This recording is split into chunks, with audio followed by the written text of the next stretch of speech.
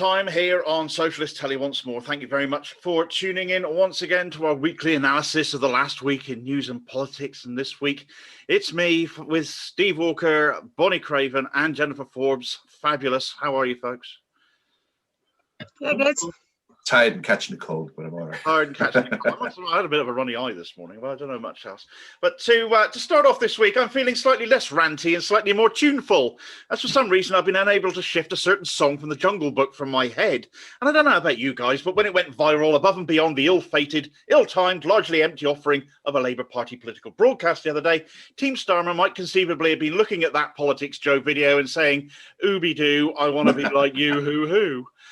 It was, of course, just one such disaster for Starmer this week, who put dressing smart and draping himself with a flag as a way to win back the electorate. Just who the hell are in these focus groups of his? The Suit You Tailors from the Fast Show or something? Dressing smartly is a fine message to send out to the put-upon voter, unemployed, only as one suit and is reliant on the generosity of the likes of Timpsons to make them smart for their next interview. But as for the flag shagging, it's just once again aping Johnson. People want policies. They don't want an empty suit, no matter how well presented it might be. And that's exactly what Starmer seems to be at the moment, an empty suit, an empty head.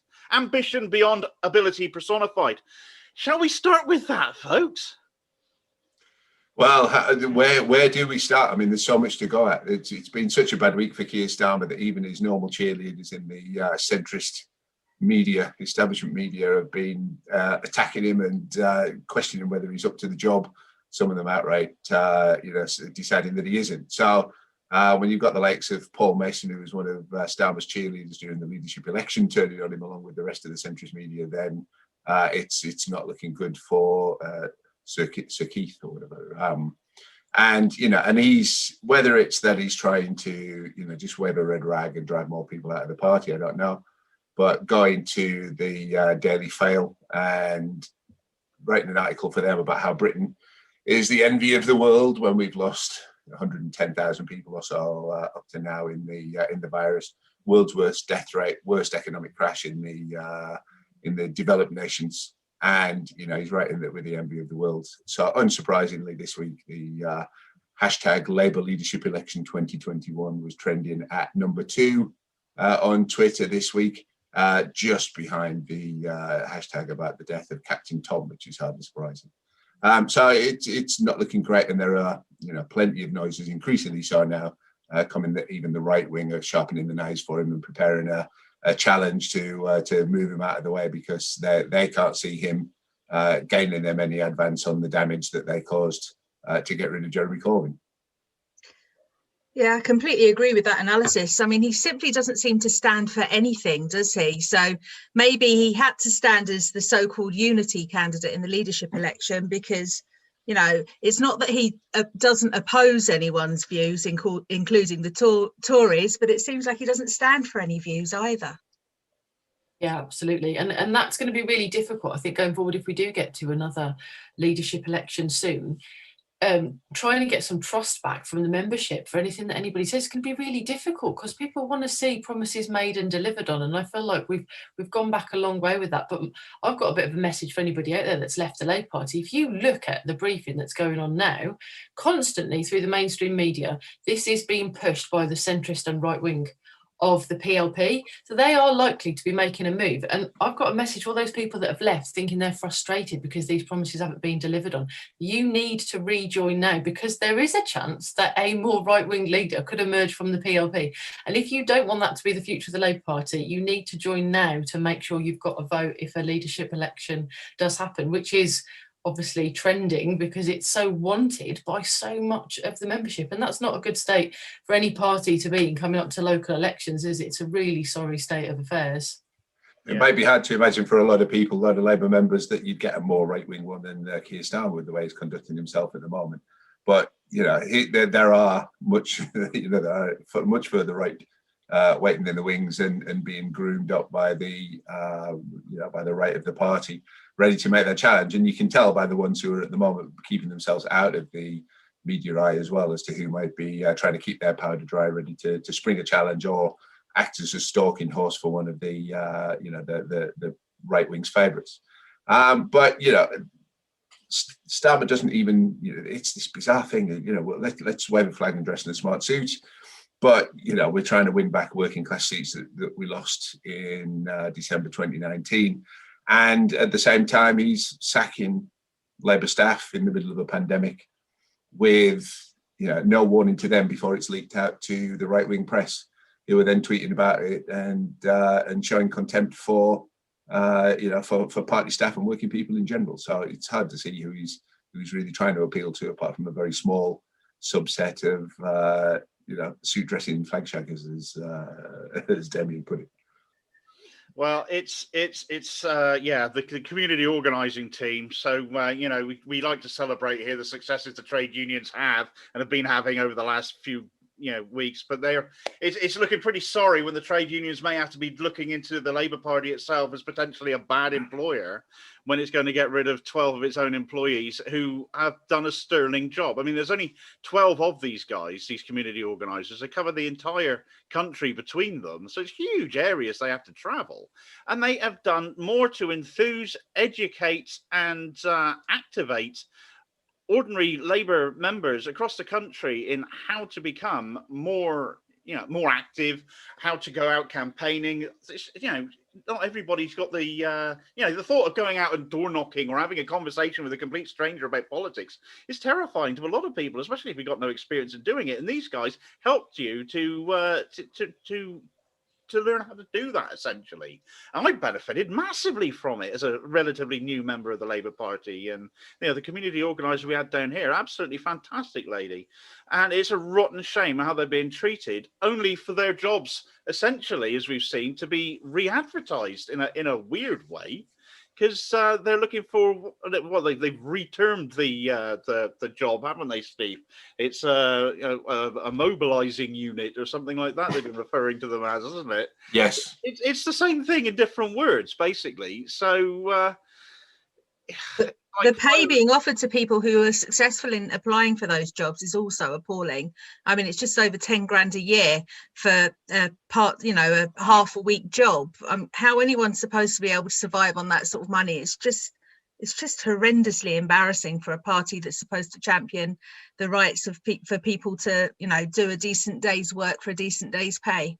Yeah, the Labour Party should always be leading with its values, shouldn't it? If we want to be winning people over, we have to show in how we conduct ourselves that we are worthy of your votes. And the very least is we should treat our members and our staff with respect. So we shouldn't be doing that now. And I think the community organising always needed to be a long-term project. It's not something that you can judge that quickly. It needs to get really embedded in the communities. It needs to build memberships up across the country. And if anything, it needed more staff, not less. I think we could do with almost a community organiser for like every single viable seat and then some, to be fair, because we could be building in those seats that have not been considered winnable up till now. With community organising, they could be turned around. So for me, I think it's like the wrong direction. We needed to be thinking about this more as a long-term strategy across the country and investing in it, not cutting back on it now, especially this side of local elections. That's such a disheartening thing to do for people that we want to really help us win. I just can't see that working at all. I mean, in London, we're heading up to a GLA election in May. We were initially warned by region that we would only have confirmation of whether or not those elections are going to take place in May at the end of March, which doesn't leave very much time for campaigning, especially since, knocking on doors, delivering leaflets, the standard ways of campaigning and canvassing are completely ruled out because of the pandemic. But now the Tories seem to have gone ahead and said we are having these elections in May, which I'm really worried about the risk of transmission for, imagine hundreds of people turning up at a polling station, even if they bring their own pens like they're being advised to do. The transmission that we're going to see there through our communities is horrendous. I think there's going to be a disproportionate effect on it as well. There's an argument for saying this isn't necessarily going to be the most democratic of elections because some people simply out of fear for COVID will not turn out. They won't have faith that these areas are safe. And as you say, it's traditional ways of campaigning, such as Labour does with the door knocking and having the conversations and the leafleting, is something that we may actually not be able to do.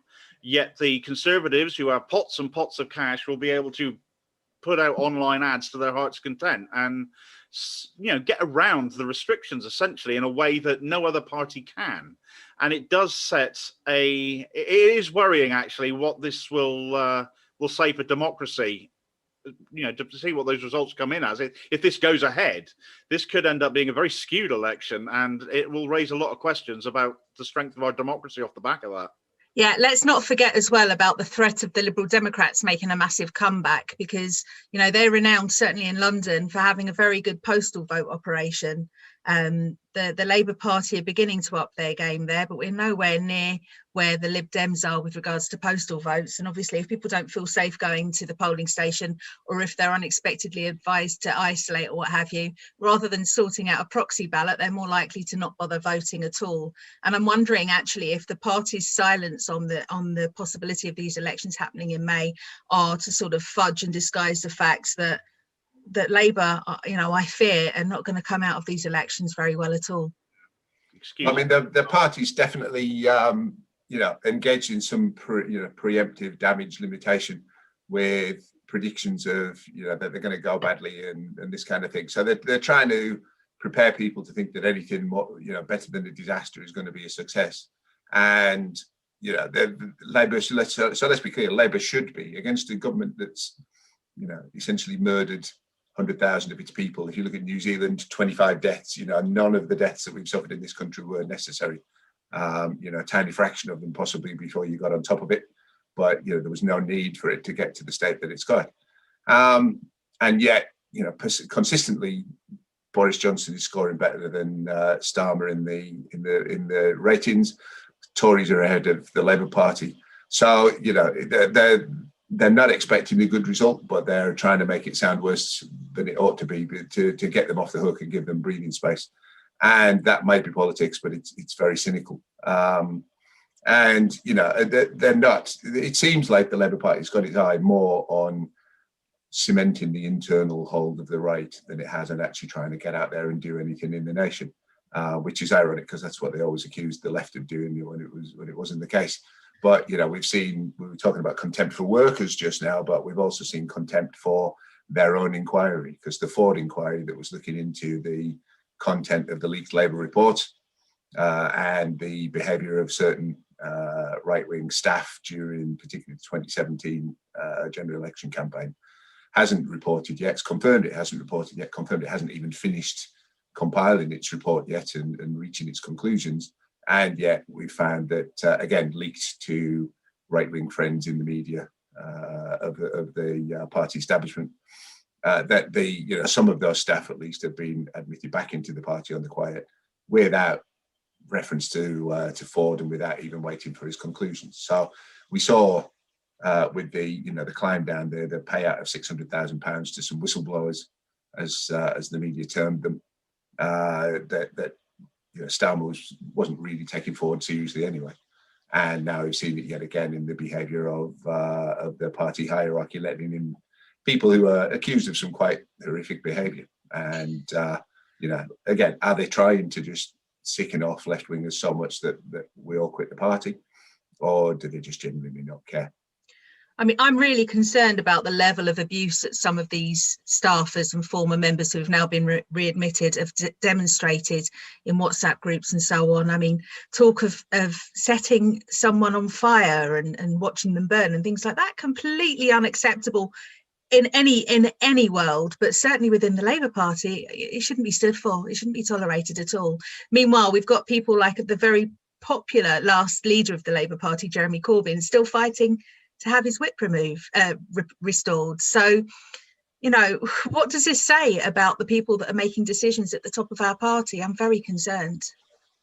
Oh, yeah. It's a small victory getting people back in, but it is a small victory, in that, some staff, some members, have been reinstated this week to their membership in what looks like a Labour climb down just before a judge was due to rule in the legal case about the legality of those suspensions, purely for showing solidarity to Jeremy Corbyn and allowing respect for the democracy and the wishes of their local members as well, in allowing motions to be discussed and debated in a constituency meeting on whether the local members would show solidarity with Jeremy Corbyn. So solidarity is a principle for which members get suspended. And yet when the party climbs down on its legal case, it tries to disguise that climb down by issuing warning letters to the people that it's reinstated, telling them that they have breached by daring to disobey the dictates of the party's acting general secretary. They've breached Labour values, but showing solidarity, which is a fundamental Labour value, will get you suspended. And if they do it again, they'll be out on their ear. Yeah, and big well done to Howard Beckett at Unite for actually championing the cause of those members that were unfairly suspended. Well done. I mean, really great work. We need more of it. And we need less of these kind of incidents to happen in the future, don't we? I mean, Yeah. this is absolutely, you're talking about letting members of staff back in that have said absolutely appalling things at the same time as we suspended members for showing solidarity with somebody that deserves that solidarity very much. It's completely upside down. We can't have this. We just cannot have it. If we want to show people we are good enough to win your votes, we have to conduct ourselves properly all the time. And I'm going to keep coming back to that point because it seems to be completely lost in the people that are making decisions for us. If you want local organisations to work well, CLPs, you need to value the people that work day in, day out, hundreds of hours of volunteering, holding their CLPs together. To suspend them, and often literally all they've done is enact the democracy of the local party, which should be, you know, they should be praised for that. In difficult circumstances, they should always be getting praised for that and never being suspended. So it's great that Howard has helped to get these people back in, and solidarity to all the people that have suffered and all the people that have been worried by this, because so many people have been upset by it and had it like hanging over their heads. But it cannot happen, and we need more than just letting them back in with like a few snide remarks. We need proper apologies that we're going to treat our members better than this in the future. You can just imagine the conversation going on somewhere about, well, these people are showing passion and commitment and self-sacrifice, giving up the time for free. When we need to put a stop to this, and you know, let's make sure we punish them.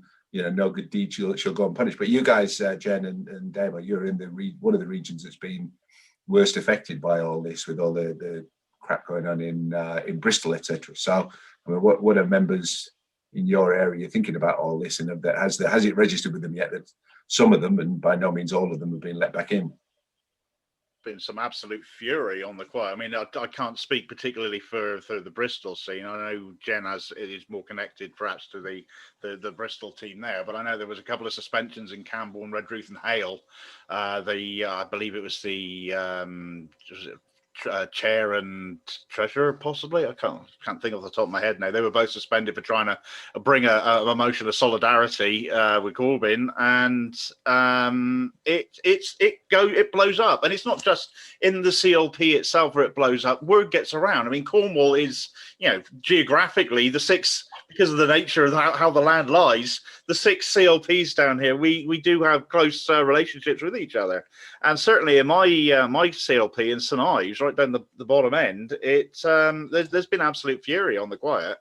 And yeah, a lot of members are very, very deeply upset. My branch, particularly the Elstone District branch, has really been very vocally upset in the executive of it. And you know, former members of the executive who no longer wish to stand on the CLP executive have been quite vocal in their displeasure as well. I think, like you say, it's definitely been the same across the southwest. I think in Bristol they've had a particularly tough time as well, haven't they, with the mayoral selection process, and that went down like an absolute lead balloon because of the way that the region is able to overturn the democratic process when there's nominations. I think there's something very wrong with a lot of our structure, that the member-led democracy can be overturned so easily. And I think, for me, I mean, I know we're a long way off that right now, but I think we need a proper look at our processes and how we actually put power back in the members. And I can't see this current administration wanting to do that. But for us as members, I think we need to be thinking long term about that and what would we want it to look like, and try and campaign around those issues as well. I've seen Go on, buddy. Sorry, Steve. No, go first. I was going to say, I've seen so many emails sent to me as CLP secretary advising me that they've had enough of what's going on. And looking at our membership records, there are huge numbers of people that have simply stopped paying their direct debits and their subs and are sort of waiting to lapse. And I think it's dreadfully sad, because at the moment the Labour Party formed to support the working people through the, to be the political voice of the trade unions. At the moment we're being hollowed out and there isn't somewhere else to go. So leaving is just, it's just waving the white flag, isn't it? To back onto flags. It's just waving the white flag to the right wing, isn't it? So, we do need to hold strong. We do need to regroup, and we do need to insist that our voices are heard. I noticed that the FBU are calling for a recall conference to challenge a lot of what's been going on, and I think it's really important that we get our voices heard properly. And I think it's noticeable. You can tell what's going on inside the party, and it's becoming common knowledge now what the right are shaping up to. Try to get rid of Starmer and replace him with somebody they like even better. But, it's noticeable that there have been a 2 or 3 left-wing MPs also making a lot of noise in the past week. John Trickett has continued his spell of considerable, opposition to Starmer's conduct with his with a very hard-hitting strategic genius post where he sarcastically attacked Starmer's record so far.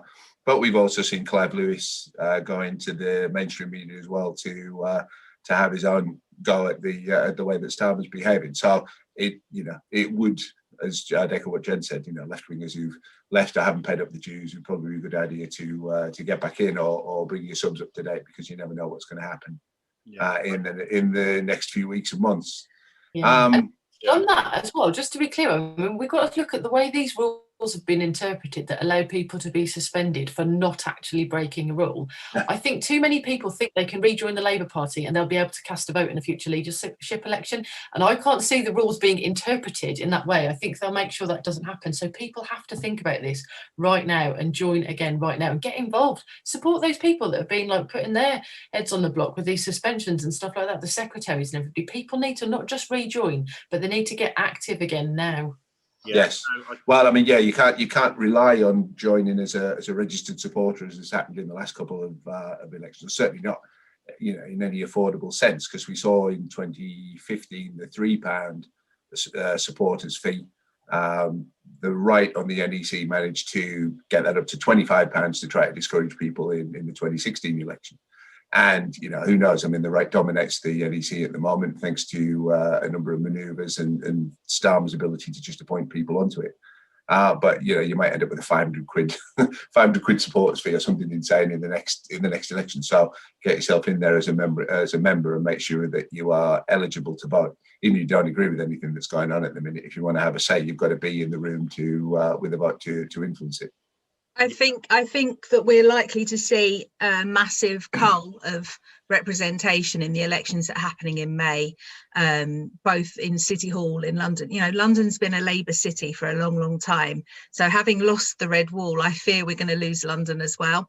And when that happens, I would imagine that would be all the trigger that's needed to have a leadership challenge. So I would guess that we're probably looking at a leadership challenge in the next 4 months. I seriously think that people need to get their membership in quickly if they're not in at the moment, or if they've been withholding their subs or going into arrears. I really do think we need to make sure that we're absolutely clean on this, so that we can rally behind a brilliant candidate on the left, such as John Trickett has been absolutely brilliant in the last couple of weeks. Some of his interventions have been like a ray of sunshine for so many of us that are desperate to see some opposition to the Tories and to our current front bench. So yeah. I've got to echo the sentiments that everybody's raised so far about rejoining now. I've seen so many people pop up on my Twitter timeline saying I would rejoin the party if such and such was leader. Well, don't wait and hope that person is going to be the leader. Get back in now. and help vote for that person if they decide to stand up, or somebody similar if they choose to. Because the media are definitely sensing blood where it comes to Starmer this week. We have front pages from most of the main papers basically asking, what is the point of Starmer? They can't tell him apart from Johnson. He's not up to the job. And as you say, a few names have cropped up this week. John Trickett again has been very, very vocal, and we've discussed him previously as whether he's going to go for it or whether he's a stalking horse for somebody else. And of course, you've had other names cropping up like Clive Lewis. I mean, John McDonnell was mentioned this morning as well. I mean, a challenge is coming. Personally, I think it'll be after the May elections. Lack of candidates at the moment because nobody wants to stand either, which is going to compound Labour's chances, because I'm constantly getting emails through from such and such organised by David Evans' office that please come and stand, please come and stand, please, you know you want to sort of come and stand. No, I don't. No. But it's that sort of, there is a lot of desperation, it seems to be. But the fear is that actually this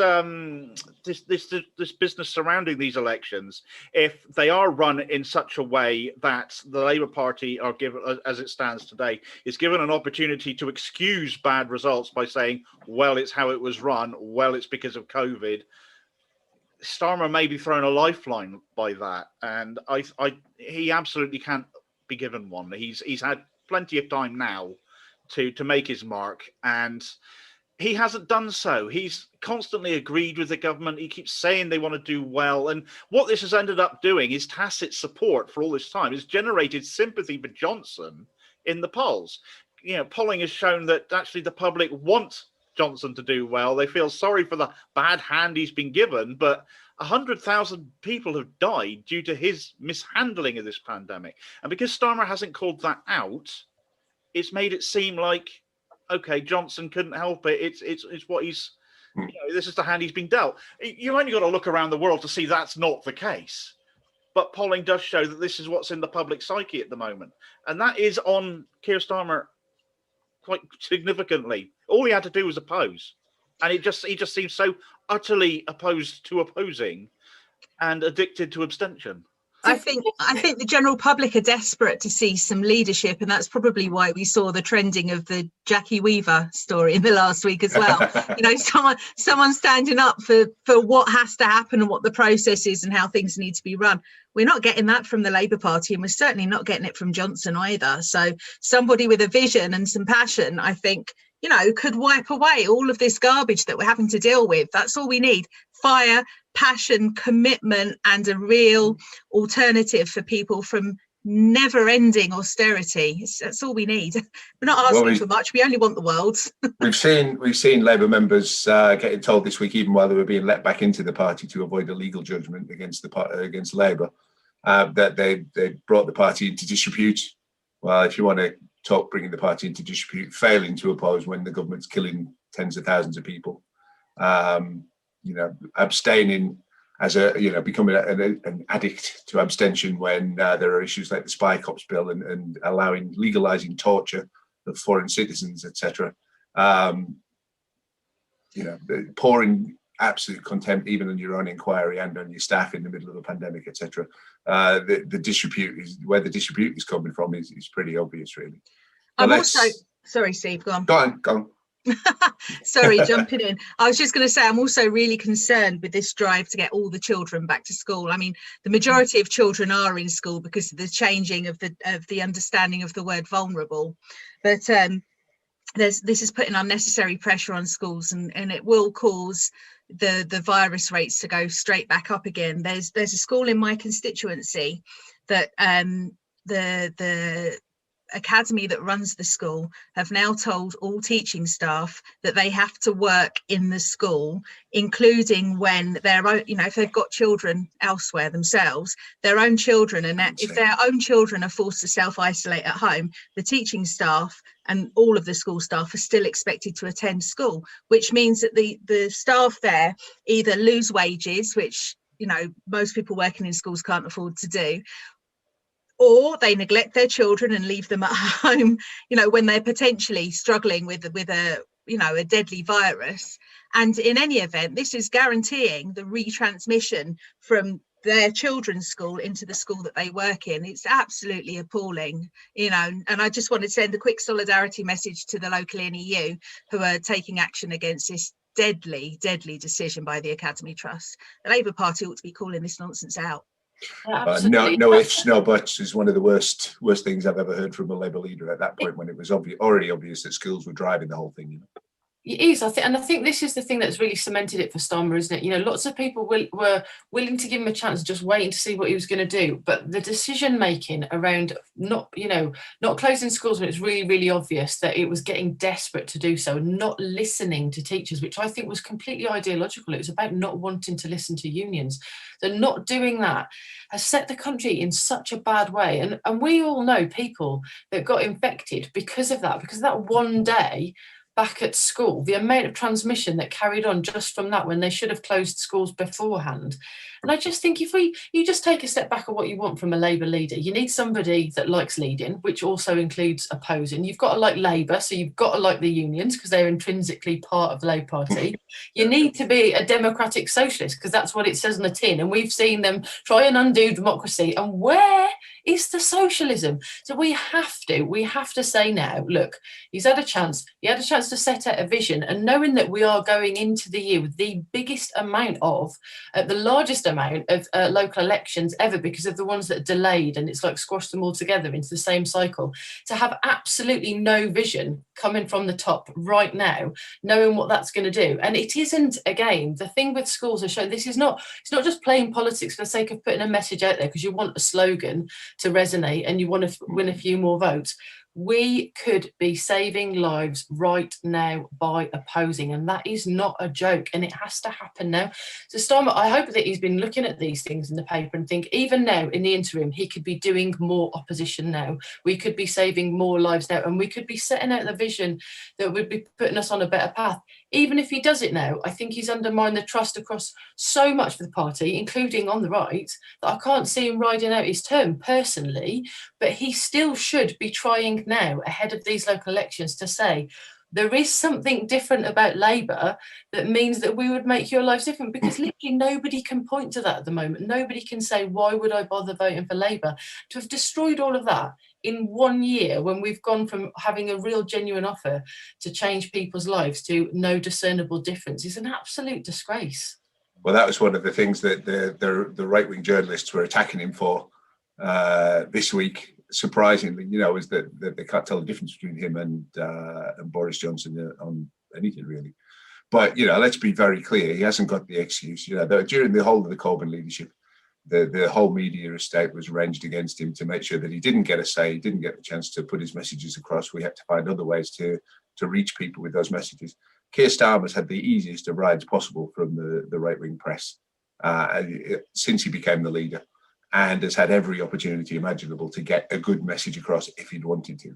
And you know, I think a lot of the media want him to succeed because he suits their politics. But you know, he could have got more across. He could have, even if he wasn't going to be radical, he could have got a lot more across than he has if he'd chosen to do so. So that it's been timidity and some kind of strategic foolishness that has led him down this path of just, I agree with Boris all the time. And actually then gone beyond Boris Johnson in terms of some of his guilt in some of the areas, pushing the government to get kids back into schools when Boris Johnson was wavering on the topic during the summer holidays. It's just unforgivable. You know, and thinking as well that we had a shadow minister for education who used to make the case for schools, teachers, school staff, universities and so on, who's now in a very powerful position as deputy leader of the party. And she's been absolutely silent on the threat to our families and our communities through schools being open and university students still being charged full fees and full rents, even though they can't access the proper learning and the accommodation that they've been forced to pay for up front. Why is she so silent on this? She knows this brief. She's not saying a word about it. And the current shadow education secretary is also complicit with the leadership. Well, while we're on the topic of non-opposition, and bearing in mind that we know we're losing Damo shortly, let's just look at the NHS situation, because we've seen again a feeble approach by the Labour Party when it comes to the stuff that the Tories are doing. But we're now hearing that dreaded word reform, that Boris Johnson is planning to reform the NHS. And whenever you hear the word reform coming out of the mouth of a Tory, you know it's going to equate to cuts in services and hardship for ordinary people. So, Bonnie, you're on my show tomorrow, and we're going to be looking at that in detail with some of the people about what that NHS reform is going to mean. It goes without saying it's a scam. It's going to be a big con job by the Tories with the help of the media. But what's the reform about, very briefly, and what is or isn't Labour doing that they could be to actually raise awareness about what's going on? So the last reform of the NHS came under the Health and Social Care Act 2012, which was ushered through by the coalition government, so the Tories and the Lib Dems together. And basically what that was about was breaking up the NHS into bite-sized pieces to make them, it seemed to many of us at the time, to make them as attractive as possible to profiteers and privateers to make money from the NHS. One of the small saving graces in the Health and Social Care Act 2012 was something called Section 75, which meant that any contracts that were being put out for private interests to deliver on had to go through a transparent tendering process. Now, this resulted in millions of pounds every year spent on the administration of managing these bids and so on. The reform that the government are now talking about doing is effectively scrapping that one small protection to make sure that there's some transparency in the awarding of these contracts. And we've seen how successful that is in the hands of the Tories, haven't we? I mean, I'm thinking Dido, Harding, Track and Trace, Serco, the awful deals on unusable and out-of-date PPE, and all of these things that were rushed through on the basis of it being an emergency. That will become the norm in the NHS. And the problem is, by selling these contracts or giving these contracts out to people who are there to make money, the quality is always less, the cost is always more, and both of these things are because those private companies' first legal responsibility is to their shareholders, not to the provision of an excellent service. This is majorly worrying. Another part of what we're going to see under these reforms is the downgrading of hospitals across England, where we had over 200 fully acute hospitals across England, and it's specific to England because we're talking about NHS England, which is another quango that needs to be completely wiped aside as far as I'm concerned.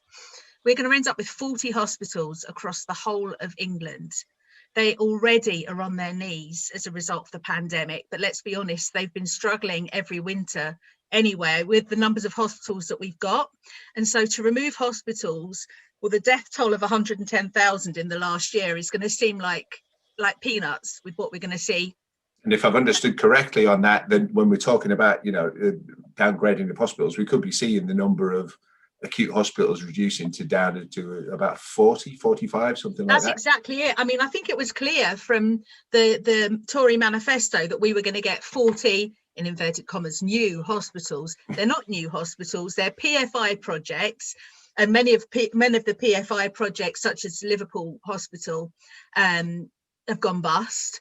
And even if they don't go bust, a PFI hospital is never owned by the NHS. It is always owned by the financiers. So you're basically paying a mortgage without getting the asset at the end of it, and it's a massively expensive mortgage. And just 40 hospitals, those new hospitals will be what we're left with as our sole acute provision across the whole of England, and it's lethal. And where they're saying new and amalgamated and whatever, that in some cases they're smaller than the hospitals that we're replacing anyway. So it's not an upgrade in any meaningful sense. But I think one of the key things that worries me out of that is this whole idea that everybody's saying, who's honest about saying the pandemic, it's about having local control, local accountability, local services, so that people can reach them easily. If you're going to get a vaccine, it's easier to go around the corner for it than travel 20 miles to a mass vaccination centre. If you get injured or ill and you've got to go to a hospital that's 30 miles away because your town doesn't have one, then not only is that a hardship for the person who needs to get to hospital, but all the family support and all the other things that play such a key role in people getting better as quickly as they possibly can are going to be much tougher.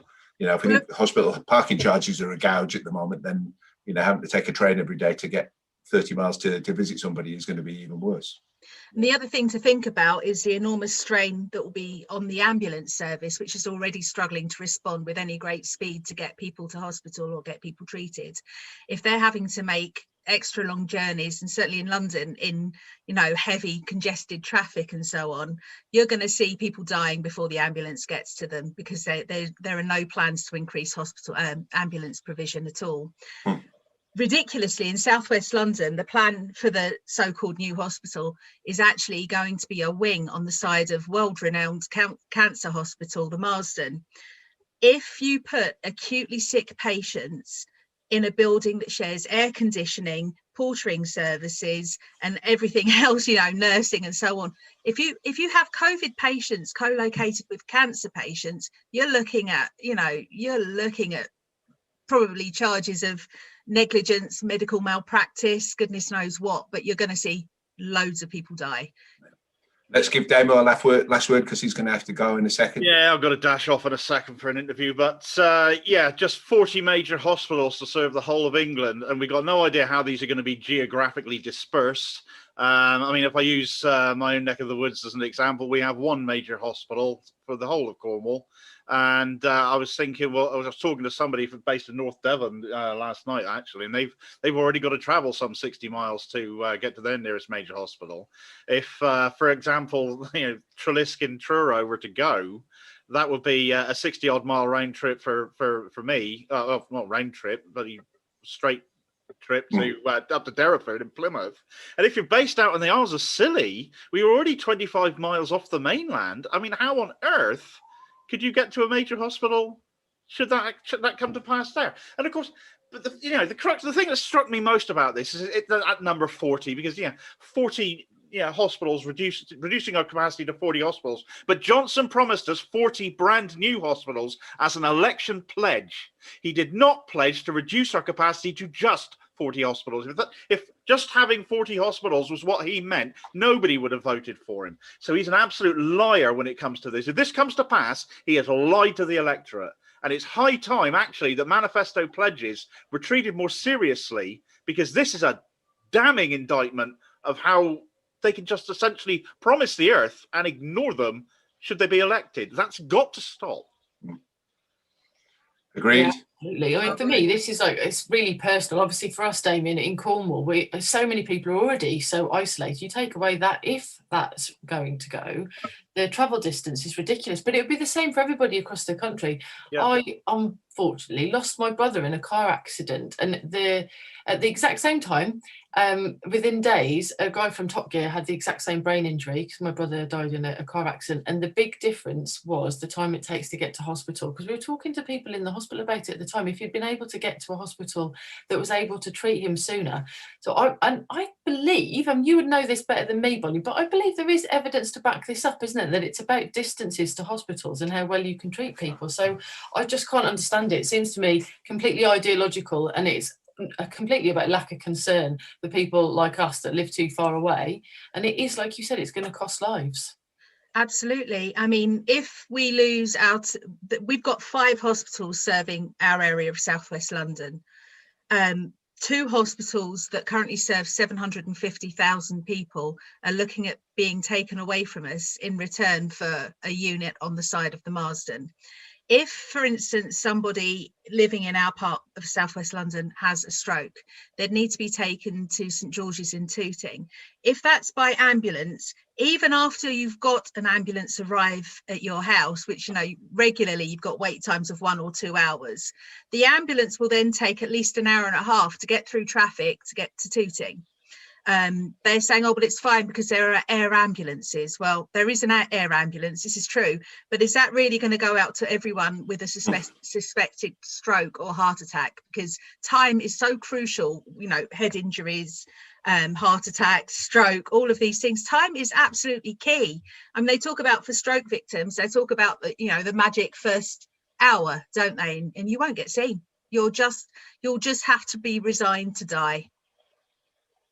Well, we saw Boris Johnson cut down in London the number of fire stations and firefighters, and we saw what happened there with Grenfell and the consequences of that. And yet, at the time when he made the cuts, he, was most indignant at the idea that it would be any kind of impact on services. So the fear is that he's going to have the same kind of contempt that seems to be a theme for this show, the same kind of contempt for the safety of people when they get sick as he had for the risk to people of fire, which was just continued even after the disaster of the Grenfell Tower. Let's round it up on that point and make sure we keep it to the hour. And thank you very much for joining us. Thank you very much for watching, those who are watching. And we'll see you again, give or take, this time next week. Excellent.